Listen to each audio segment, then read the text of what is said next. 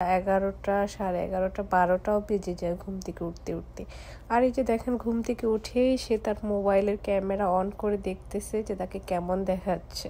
ঘুম থেকে উঠে দরজা খুলতে না খুলতে দেখি ও মাই গড, বাহিরে রোদের কি তেজ। তো আমি ঘুম ঘুম চোখে এখন হাঁটতে হাঁটতে মাঠের দিকে গেলাম। মাঠের দিকে গিয়ে দেখি এই সকালে মায়ের সব ধান সিদ্ধ করে মাঠে নেড়ে দেওয়া শেষ। এগুলো এখন রোদ্রে শুকানোর পালা। আমার তো মনে হচ্ছিল যে এগুলো দুপুরের মধ্যেই শুকিয়ে যাবে। আমি আম্মুকে বললাম, আম্মু এগুলো তো মনে হচ্ছে দুপুরের মধ্যেই শুকিয়ে যাবে এবং চাউল করে ভাতও রেঁধে খাওয়া যাবে আজকে।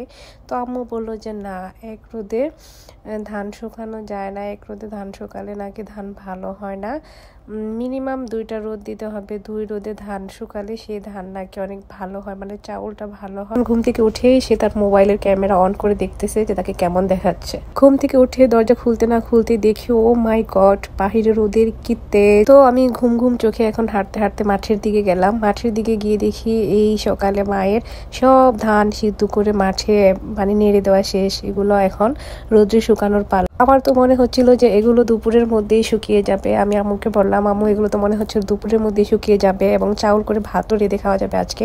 তো আম্মু বললো যে না, এক রোদে ধান শুকানো যায় না, এক রোদে ধান শুকালে নাকি ধান ভালো হয় না, মিনিমাম 2টা রোদ দিতে হবে। 2 রোদে ধান শুকালে সেই ধান নাকি অনেক ভালো হয়, চাউলটা ভালো হয়।